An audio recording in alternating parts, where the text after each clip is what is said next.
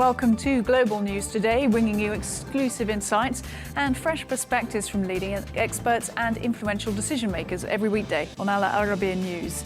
I'm Rosanna Lockwood. Coming up on the show, at least 22 killed and more than 100 injured after an Israeli airstrike hits a densely populated neighborhood in central Beirut. The Lebanese government has asked the Ministry of Foreign Affairs to push the UN Security Council to vote on a resolution for immediate ceasefire as 2 more UN peacekeepers are injured in southern Lebanon. US Secretary of State Antony Blinken expresses hope for a diplomatic resolution in Lebanon as he backs efforts by the fragile state to assert itself against Hezbollah.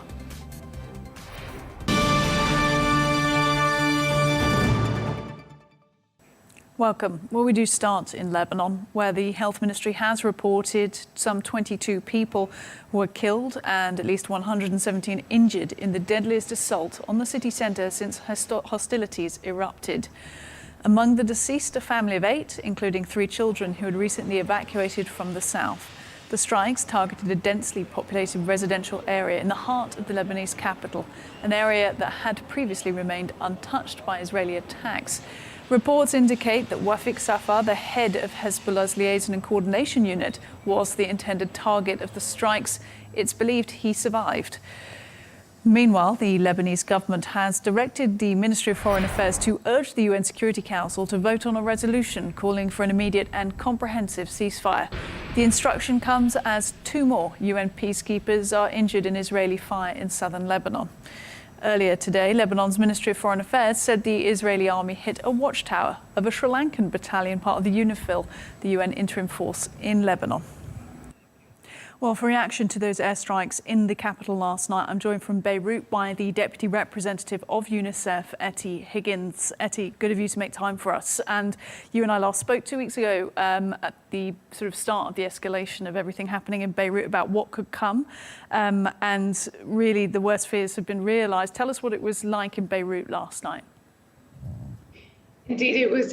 We were here at the UNICEF office in Beirut, and we were still here having with the team, and there was a huge explosion and followed by a lot of smoke. So it really tragically it rattled the entire city. People were absolutely terrified, and we had many people who were leaving their homes in the surrounding areas. People's homes were damaged and destroyed, and in fact 5 staff working for one of UNICEF's partner organizations, their homes were destroyed in the blast. And we know that several children also were killed, and we're still trying to confirm the number of children that were killed, because it happened in a very densely populated area and there was no warning. So really, this is another really terrible event on top of the escalating crisis over the past number of weeks here in Lebanon, and particularly in Beirut. We've tried to be out every single day, trying to support families that have been made homeless. We still have children who are living on the streets, and unfortunately, there has been a number of these airstrikes that have taken place close to shelters and schools where the population that fled the south or fled the southern suburbs have been seeking shelter. And now what we're facing on the ground, as the UNICEF teams continue to deliver assistance like water and clothes and blankets and mattresses every day, what we're seeing is that the weather is actually turning. So in the coming 10 days or so, we expect that the temperatures will drop, especially in parts of the country that traditionally do get very cold at this time of winter, and families are completely unprepared without shelter, clothing or food in what are now becoming really, really terrible conditions. And so children's health is really beginning to suffer. Today, my team have just told me that they've been prioritizing families that have 5 children or more, or that have children under the age of 2. So we have to do triaging, because there's just not enough shelter for all of the families that are homeless right across Lebanon and also here in Beirut itself. I mean, a terrible state of affairs, and there must be a huge impact not only on the physical harm, of course, caused by strikes and those types of attacks, but the mental harm as well. I mean, how scared are people at the moment in Beirut? I mean, they're terrified, and as UNICEF, we are trying to deliver services for over 350,000 children who have been impacted by the crisis. And many of them, I spoke to them a few days ago in one of the shelters. They're terrified even of planes passing overhead. They literally put their hands over their heads and run inside when they see any airplane. And we're trying to deliver psychosocial support and just basic recreation materials because the schools have been closed. Still, we have more than 700 shelters that are actually schools, are not operational. So we have over 1 million children now in Lebanon that are not receiving an education. And an education is critical for their psychosocial well-being, as well as, of course, part of being part of a normal life being a child. And the children have told us they just want to go back to school. They just want to go back to their villages and their homes and have a normal life. But really, we see no sign of this happening in the near future, given the continuing escalation of the conflict. So in summary, children are terrified and we're doing our best, but it's very difficult. Last night, one of the staff that we were most concerned about, and it took us a while to locate her, was a psychologist working for one of our partner organizations. So even the frontline staff who should be delivering the assistance are impacted and displaced themselves, and indeed themselves traumatized. So we're trying to look at how to also support these frontline workers. How can they deliver services to children when they themselves have been so brutally impacted every day? They're living the same reality. How are you doing? I understand this is your job, and it's a difficult question to ask in the middle of a television interview, but how are you coping with it all? Well, as UNICEF, we've put a lot of measures in place to support all of the staff, both national and international staff are here, especially for our Lebanese colleagues. It's very, very difficult. They're very brave, and we're all together on the front lines every day. But it is very difficult for colleagues. 40 of them themselves have been displaced, have had to relocate their families to so-called safer areas. They're living in temporary accommodation or with families and friends or in hotels. So it goes back to the point of when everyone in society is impacted, but the team do what they can, and we do the best with the resources that we have. But it's very, very, very difficult to speak to a mother with 6 children living on the street and tell her that you don't have the resources to be able to provide safe shelter and accommodation, clothing, food, and everything that she needs, and healthcare for her children, simply because the need is so immense. So we now have more than 1.2 million people displaced, on top of a crisis already with the Syrian refugees, where we have Lebanon hosting more than 1.5 million Syrian refugees for over a decade. And that's also on top of the economic meltdown that Lebanon has suffered over the past 5 years. So it really is becoming more catastrophic by the day. Was there, just returning to last night's attack, was there warning of that attack? Because when we've spoken previously to various guests, they've talked about the psychological terror of the warnings you receive over WhatsApp or other messaging services from the Israeli forces asking you to leave an area because they're about to strike. Was there a warning before this one? To our knowledge, no, there was no warning. But even when in the past attacks there has been warnings that have been received, maybe it's arrived at 2 or 3 in the morning. So families are asleep, children are asleep, there is not enough time to move. And also these are very densely populated areas, and it's very, very difficult. There's tens of thousands of extra cars that have come with displaced people from different parts of the country to Beirut. So even for families to move around easily is very difficult. When there is a warning, their chances of being able to seek safety are very, very, very difficult with the conditions.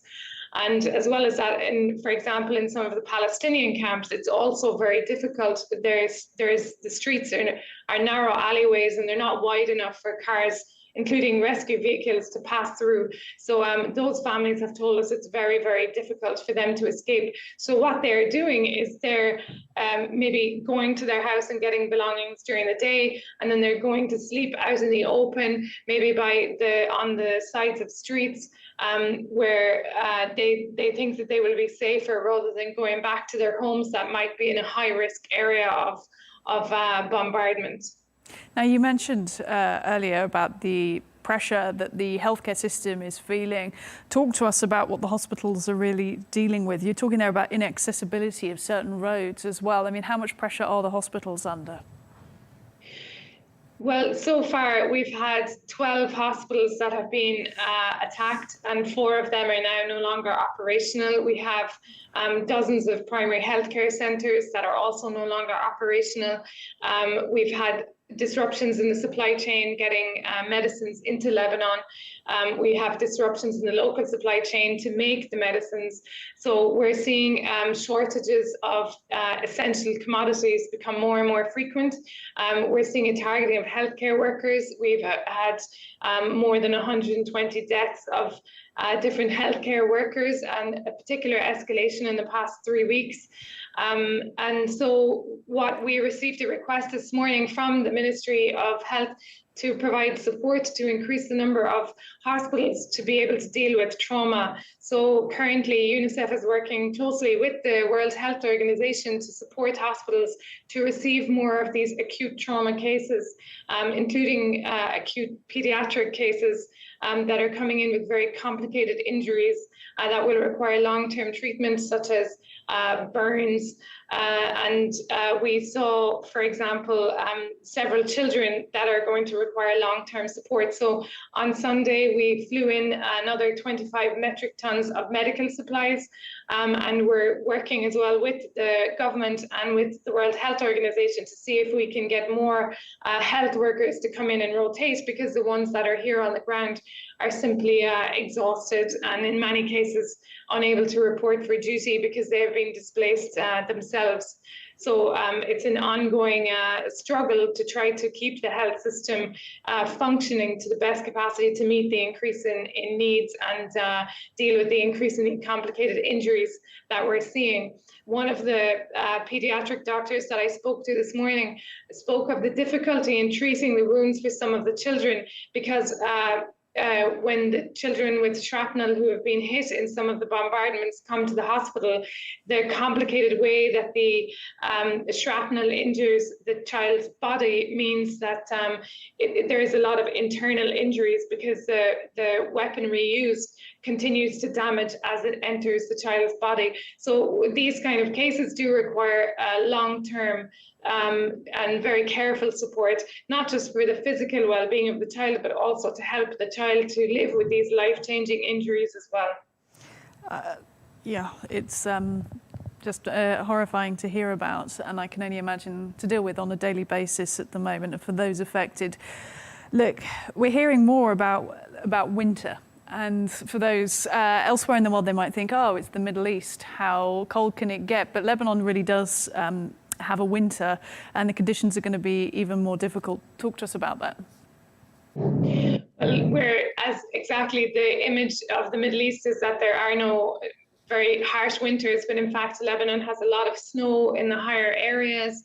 And this feeds into the water systems of the country, so it does get very, very cold. And so now we have hundreds of thousands of people who are living in substandard shelter. Some of them have moved into tents or are living on the sides of roads, as I mentioned, or are living in some sort of informal settlements or semi-finished buildings, and none of these have heating.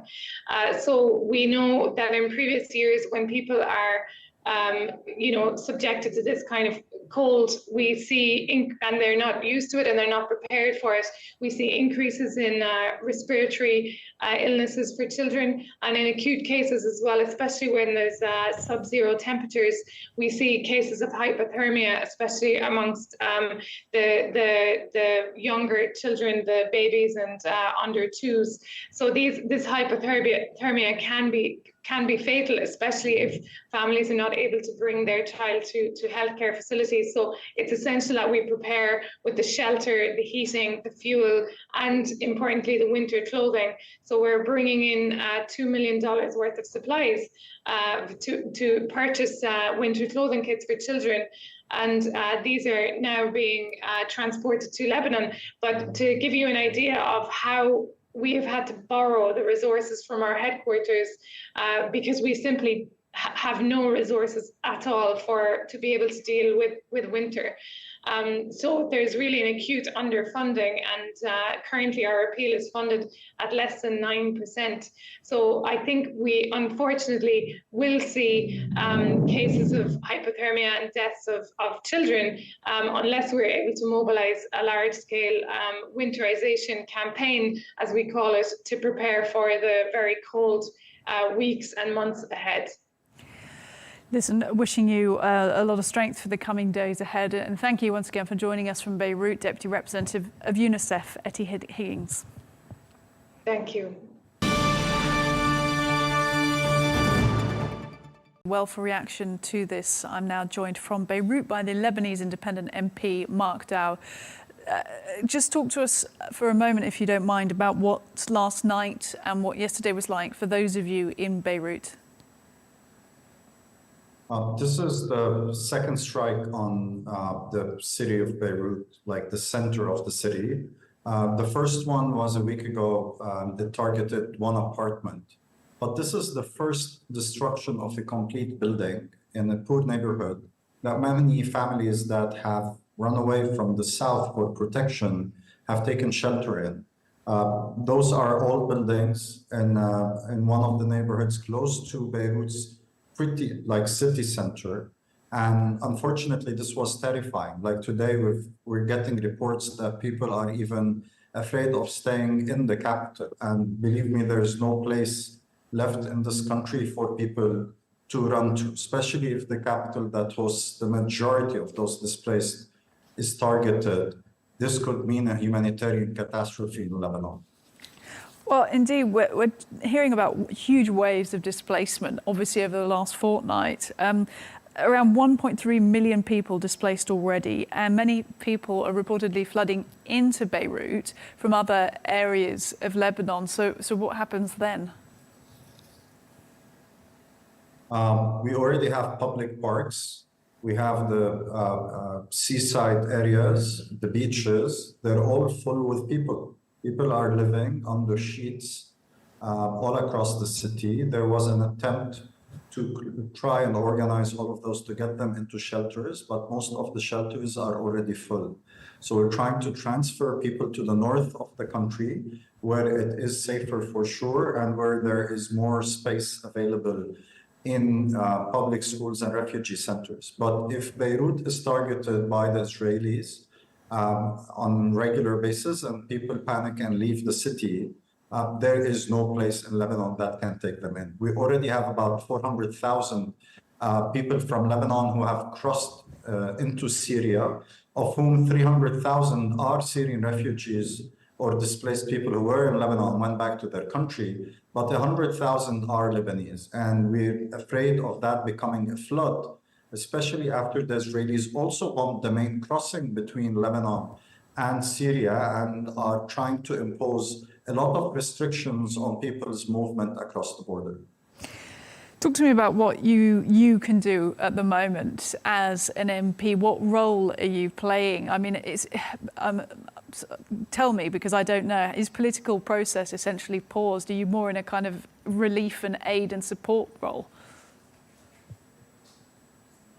Yeah, definitely being an MP today is deprived of any glorious moments. It's all about fighting to help people out. And I think our main responsibility as MPs is to make sure you stay united away from civil strife and away from friction that is generated by the intensity and the anxiety and the riskiness of the entire situation.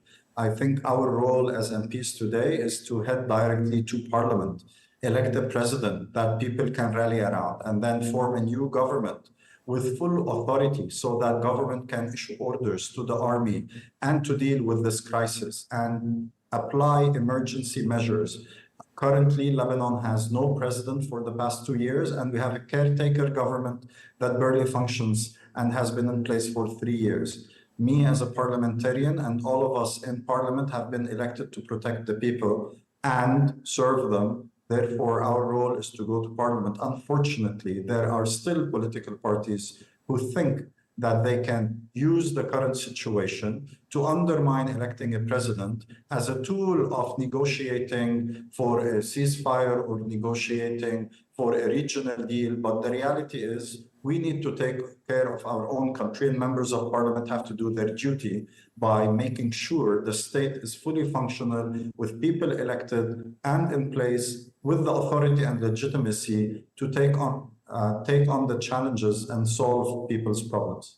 That was going to be my next question, whether there is still political game playing, essentially, and I know that's a bad word to use at the moment, but going on internally in Lebanon throughout this crisis, because that is a big demand from the US as well, that there is an election of a president in the US. There was reports earlier in the week that President Biden was seeking to basically pressure Lebanon somehow into electing a president. I mean, talk to us about how that would actually work. Would it work right now? There is consensus among the international community to demand the election of a president, because also any ceasefire agreement, any international agreement requires a president to represent the state and to sign on its behalf. In our constitution, the president is the person who represents the state. Therefore, it is fundamental for that. Not only that, when we elect a president, we'll be able to form a government with full authority that can negotiate the terms, that can address the issues with being able to do commitments, since it has the support of parliament, since there is a president to work with. And I do understand the priority, because that is our priority as well, that creating and setting up a functioning state in Lebanon would allow for the quick resolution and achievement of a ceasefire and end to the war. There are perspectives supported by Hezbollah and their allies that still believe that ceasefire is rewarded by electing a president, forming a government, which I think is a disaster, a strategic failure. Instead of unity within the state that represents us, they still consider themselves to be the party to negotiate with, and the state only comes after they take what they want. That's a very difficult situation to be in. And even so, I mean, because to our viewers who aren't familiar with the complex makeup of Hezbollah in Lebanon, and people are getting a lot more familiar with it now, international viewers, and how it's become so embedded as part of Lebanese political classes and public life and everything else. But at the same time, the Hezbollah's command structure has been absolutely decimated by Israel in the past few weeks. That being said, Hezbollah said they're preparing for a long war of attrition in the south. How strong do you think Hezbollah political parties feel right now in terms of making those types of demands? I think Hezbollah is in a corner and they can't back down anymore. And I do understand if the Israelis are threatening to occupy parts of our land, the Lebanese need to stand steadfast and make sure we don't lose any part of our country. And that is the main challenge that we face. We do not want an Israeli invasion and refuse that. We can deal with our internal politics. I think Hezbollah needs to recognize that they cannot lead this war endlessly at the expense of Lebanese and without no political solution in sight. So they have two options. They either wait till Iran negotiates something suitable for Iran, and then Hezbollah follows through because they are sponsored and supported by Iran, which wouldn't be a Lebanese agenda, it would be an Iranian hegemonic agenda. Or Hezbollah can decide to meet other Lebanese parties halfway and in parliament and say, we want to decide with other Lebanese and we'll inform the Iranians and the others of our decision. I think till now, Hezbollah continues to believe that they are standing and fighting, waiting for further instruction from the Iranians. In terms of Iran and how that support is going for Hezbollah at the moment, how do you assess that to be? I think the Iranians haven't been much of a support to Hezbollah. I think even the Iranians were surprised by the swift destruction of the leadership of Hezbollah and their military capabilities in literally 2 weeks after decades of investing in the party. So I'm sure somewhere in Iran, they're reconsidering the purpose of investing billions of dollars in militias to fight wars they're incapable of.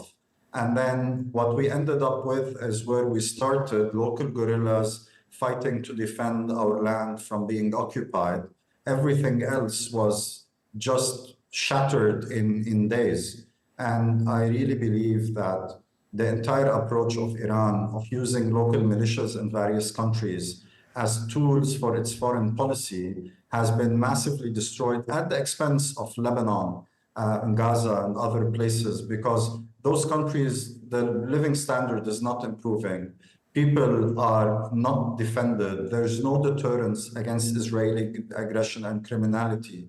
So what we ended up with was just building militias that threaten other countries, that threaten internally, and other politicians in Lebanon, especially those who are against the Iranian axis.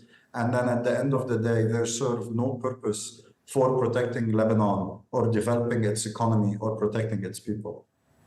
Let's talk for a moment about peacekeepers in Lebanon, especially in southern Lebanon, and the issues there with regards to Israeli attacks on Israeli forces firing on a watchtower used by UN peacekeepers in southern Lebanon today. I mean, what did you make of those reports, and do you think this will change anything?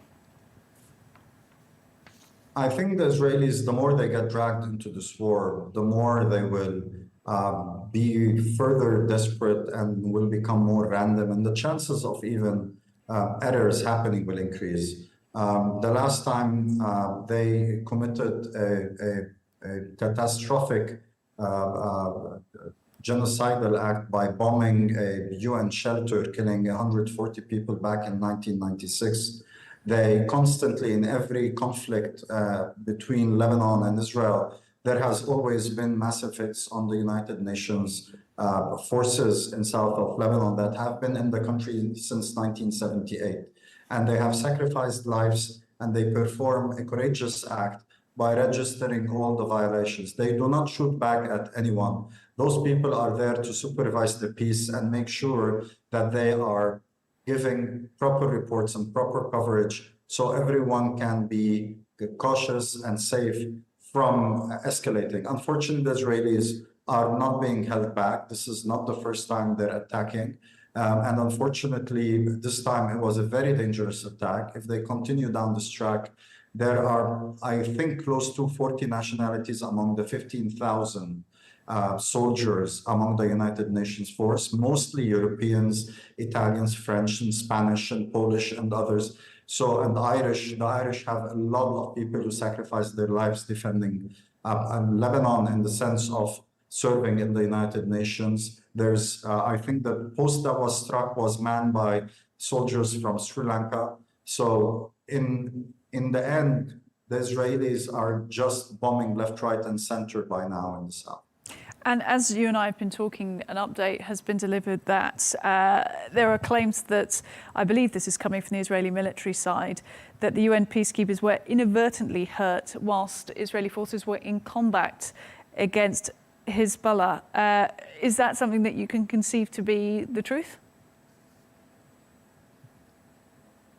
I wouldn't believe a military dispatch in the middle of a war. I would rather have a ceasefire and an investigation. Up till then, it's all war propaganda.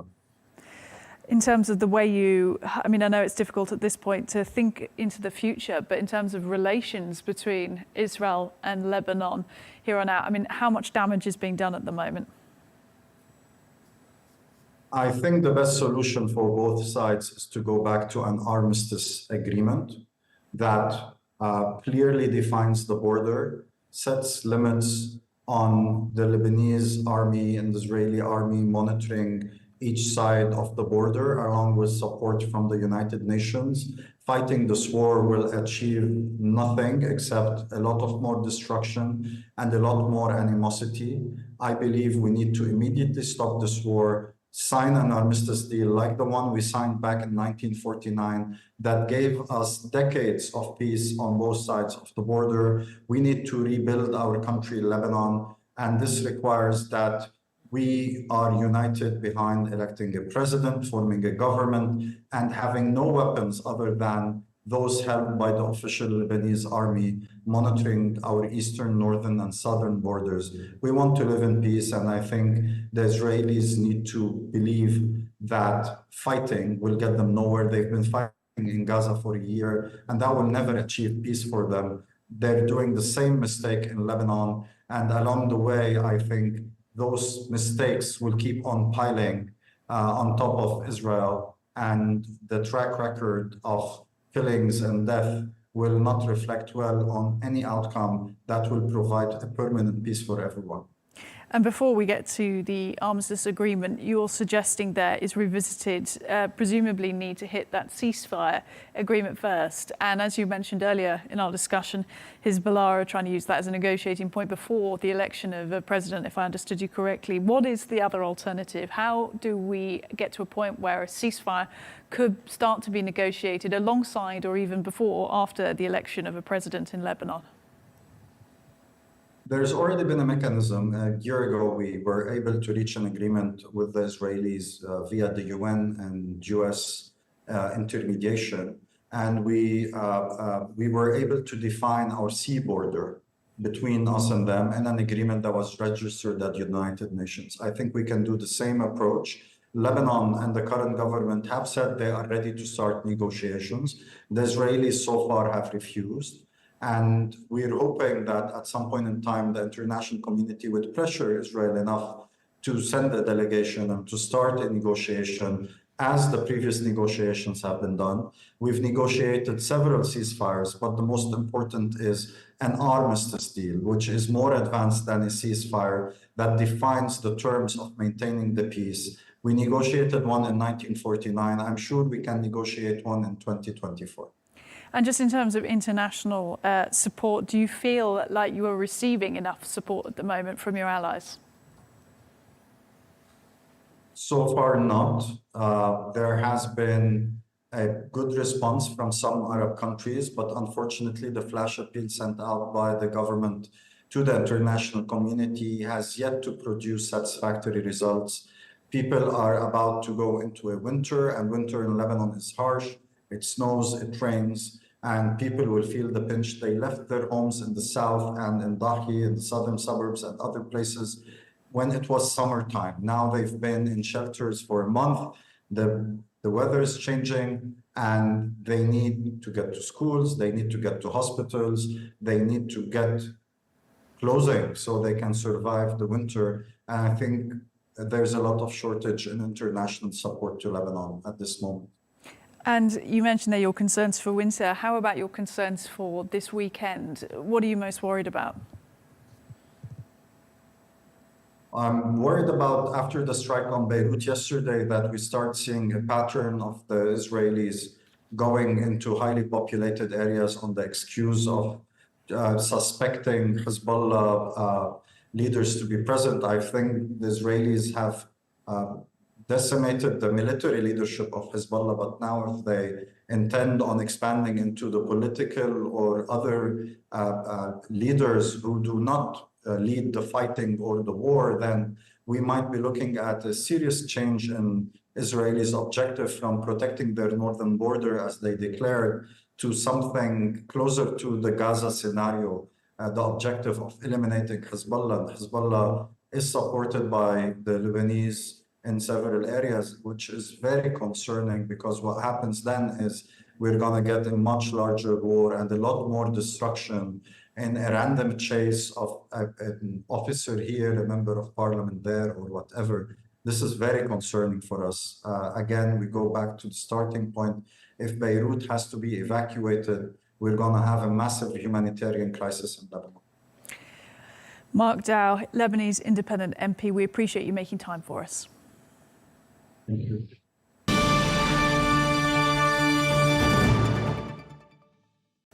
US Secretary of State Antony Blinken has expressed hope for a diplomatic solution in Lebanon and supported the country's efforts to stand up to Hezbollah.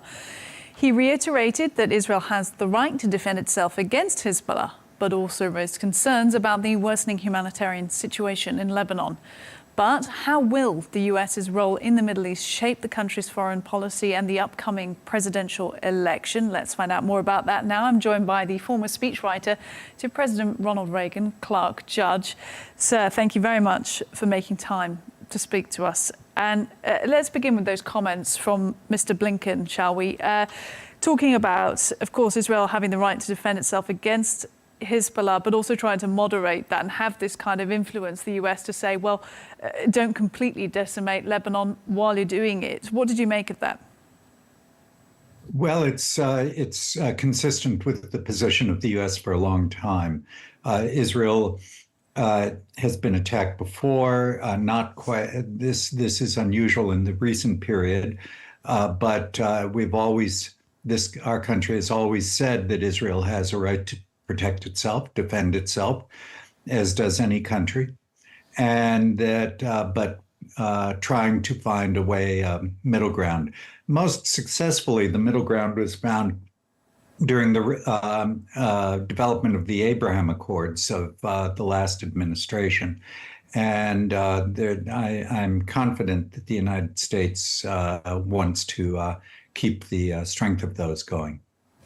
In terms of where the United States sits in terms of having a role in the Middle East, do you think it does still have an influential role? And how does that play back home for voters in the US? Well, yes, it's clear it has an influential role. Whether it chooses to exercise that or not is a question. There's belief in the United States that in some quarters, at least, and certainly in Republican quarters, that Mr. Biden hasn't been assertive enough and strong enough in supporting Israel. But as to politics in the United States, as you know, or I presume you know, the American system is a system not of massive majoritarianism, as so far as presidential elections go, but of majorities in each or pluralities in each state. And the states differ. Some states have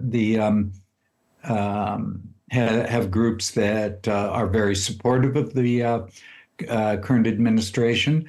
Others have states that are not. And I mean that in terms of the Middle East as well.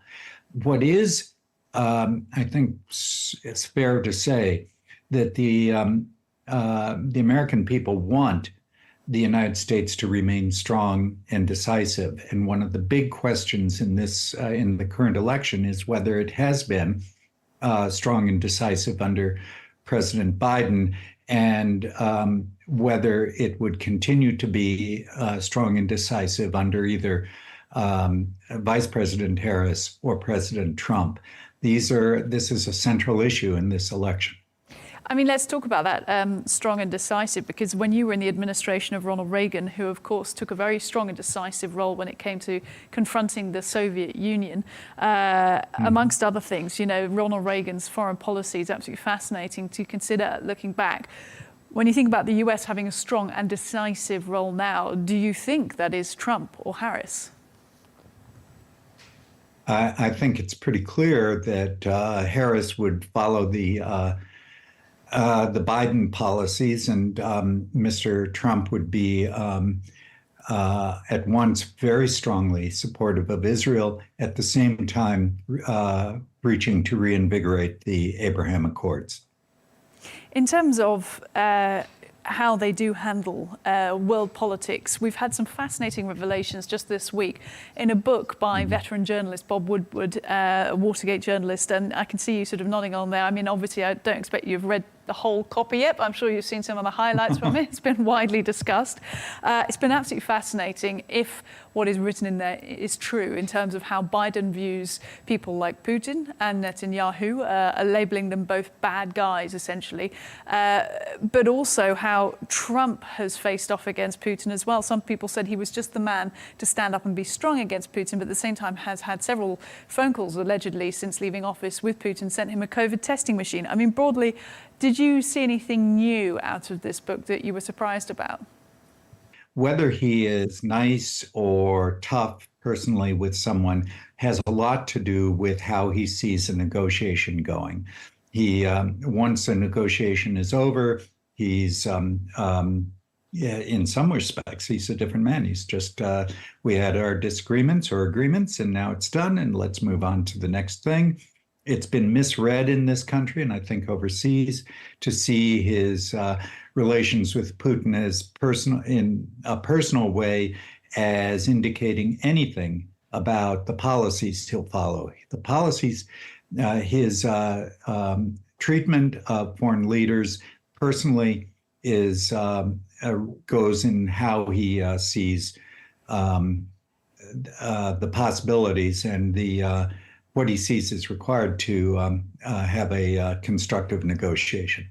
So you're essentially saying he comes at the role of being president much as he would a businessman in a negotiation room, which of course is his background. Absolutely true. And by the way, Ronald Reagan was much that way. He wasn't. He didn't have quite the. Wasn't quite as vocal about people if he was critical. But he, Ronald Reagan was a labor negotiator, a labor union negotiator before he was entered politics. Very effective one. Donald Trump is a business negotiator, a very effective one. The men in between have not been had those kinds of experiences. The media tends not to, is made up of people who basically don't understand those kinds of dynamics. And so you have to take a look at, keep an eye on Trump with that in mind. Really interesting. Look, in terms of the way Ronald Reagan would have dealt with this differently, we'd be remiss not to ask you that, given your personal experience and professional experience with the man. How would he have dealt what's currently going on in the world, not only with two wars going on, but just huge shifts of power? Well, we had huge shifts of power during our administration in that the Soviet Union essentially collapsed a few months or a year or two after we went out of office, but they were on the way to that at the time. I would say that Mr. Reagan, the rough edges of Trump's style were not part of Mr. Reagan's portfolio. He could be stern, but it wouldn't go beyond that. Mr. Trump takes a more public, not just sternness, but criticism. But he's very candid about what he's trying to achieve, and will, in that sense, both are very similar. Their objectives, you know, in advance. They're very candid about them, and the personal and official relationships should be viewed in terms of where a negotiation is at that time, and with an eye towards what the objective is. In all cases, it's in both Mr. Trump's case and Mr. Reagan's case, the objectives have been fairly consistent in this area: support of Israel, desire to have peace among the in the Middle East, among countries willing to be our friends, so that they are more secure among themselves, and opposition to those countries that are sworn enemies. Just finally, Mr. Judge, in terms of where Ukraine is at the moment, President Zelensky in Berlin today has been laying out his victory plan, as he calls it. I mean, do you see that there might be an end in sight? Um, there might be, but it's hard to see quite how how Mr. Putin backs out of this. My own view is that Mr. Putin is probably the worst strategist in the world. He has traded a secure Western border for an insecure. He's made his Western border a center of insecurity, of conflict. He's made what was once a very placid Eastern border with China very vulnerable. There are actual Chinese populations within Russia. The Chinese have shown a certain interest in them. They are showing some interest in having more control, and we're just reported, but it has been discussed in official journals. And Mr. Putin's I'm sorry. My apologies, Mr. Judge. Look, we are just losing connection with you there, but want to thank you very much for your time today. That is the former speechwriter and special assistant to President Ronald Reagan, Clarke Judge.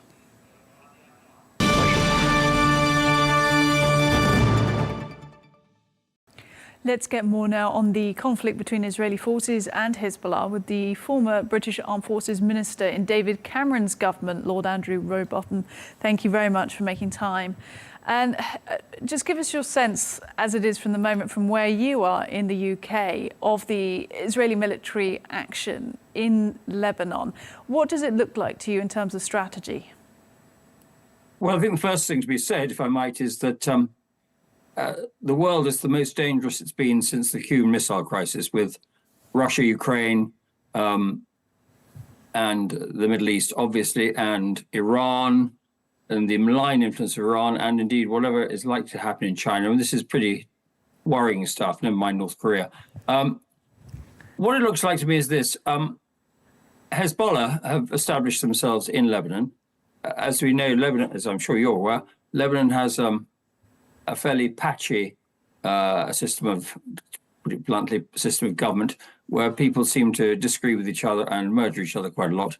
Hezbollah has established itself as an authority in parts of Lebanon, which is not to the benefit of the Lebanese people. And they have been lobbing rockets into northern Israel now since October 7th last year, and before that, indeed.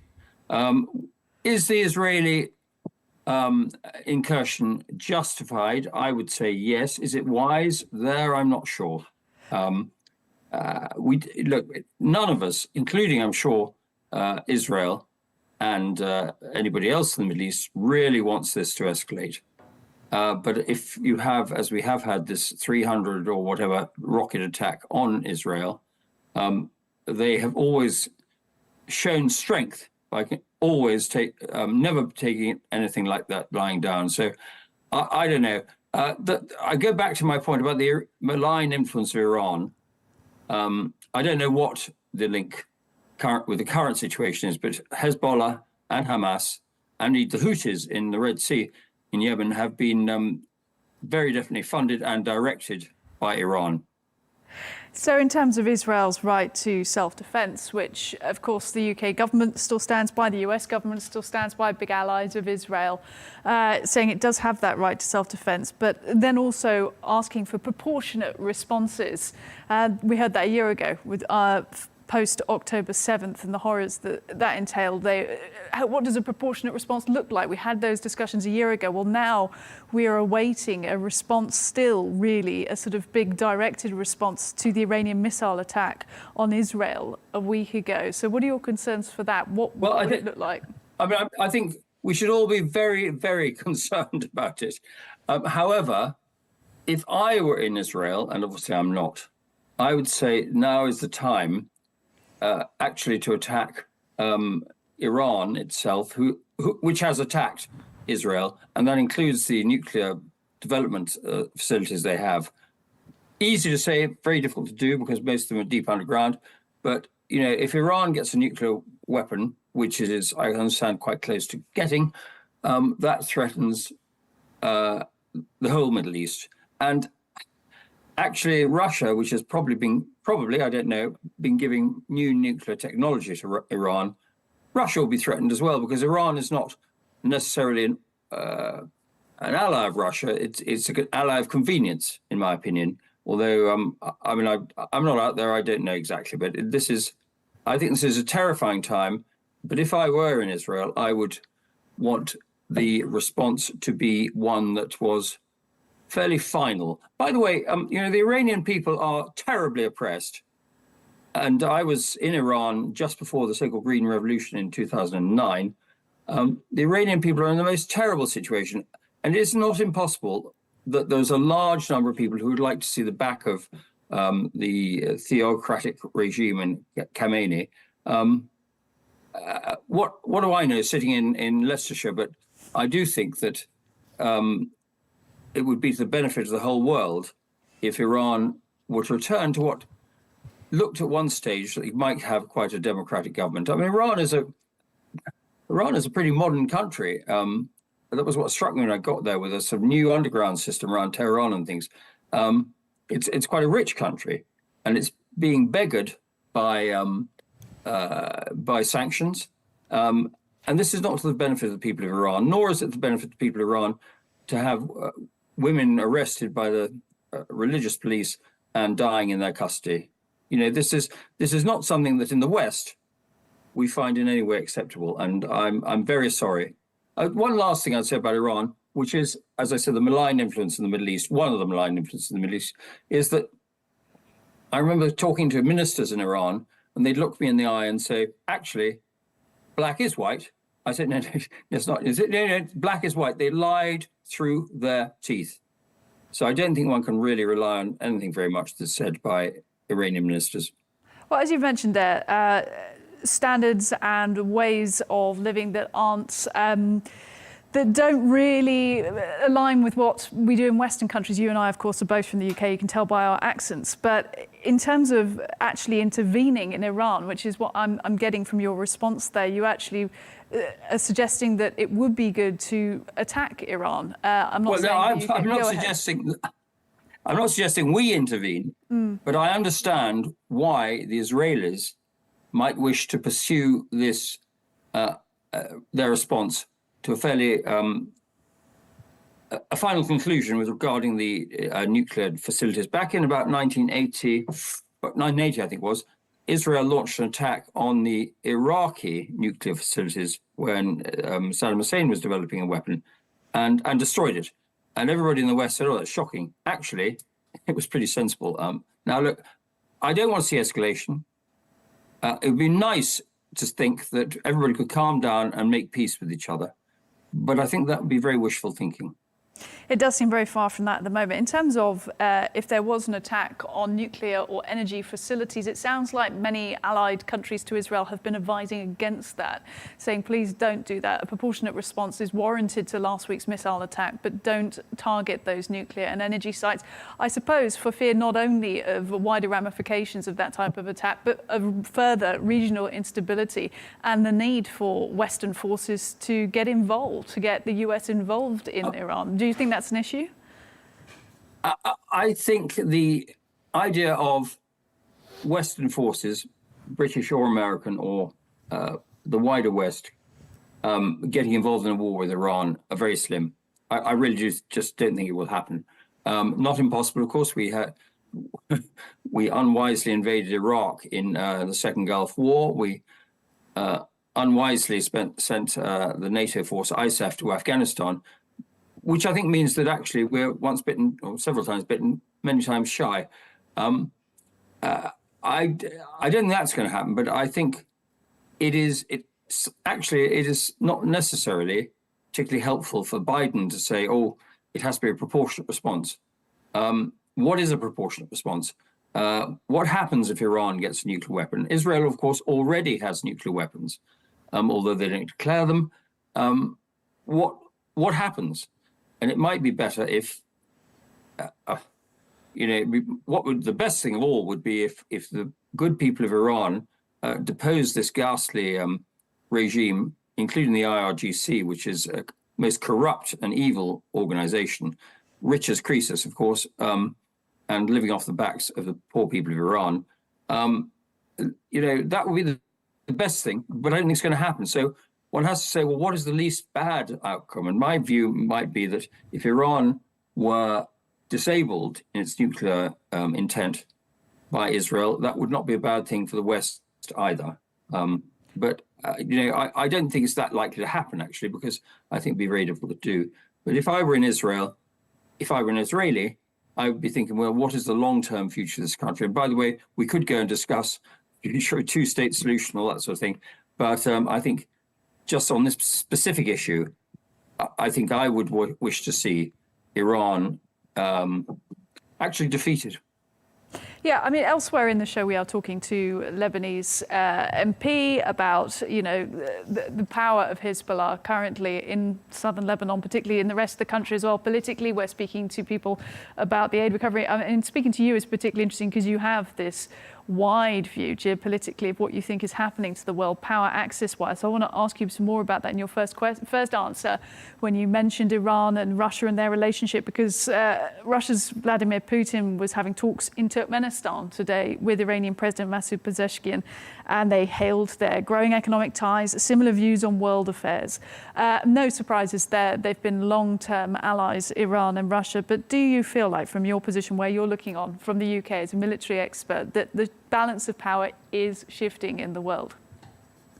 Well, I'm certainly not an expert on anything.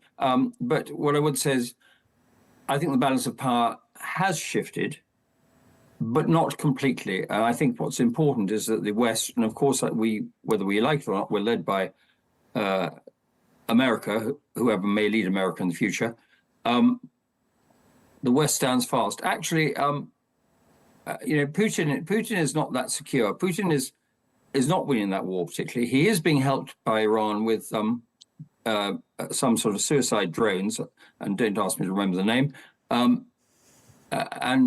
Putin is pretty stretched actually in the war in Ukraine and has lost, they say, and I can't verify this, 10 times more people than the Russians lost in Afghanistan. The defeat in Afghanistan was to a certain extent why the old Soviet regime collapsed. So is there a shift in power? I think Iran wishes to be the premier power in the Middle East, to reassert the old Persian empire, not necessarily imperially, but to be the influence in the Middle East and the leader in the Middle East, which is definitely not to the taste of the Arab states in the Gulf. And Russia wishes to reestablish the Tsarist, or indeed the Soviet empire. Now, this is frightening stuff as we sit in comfort. You aren't, I don't think, sitting in comfort in the UK, but this is frightening stuff. These people are quite serious about what they want to do. And we have been, I'm afraid, very complacent over decades, since 1990, not realizing that, if you may remember, the first George Bush said, we're now in a new world order. And there was huge optimism that actually everybody would get on a little bit better after the collapse of the Soviet Union. Well, that does not appear to have happened. As I say again, this is the most dangerous time of our lives, the Western lives, since 1962. Lord Andrew Robathan speaking to us from the UK, former Armed Forces Minister there. Thank you.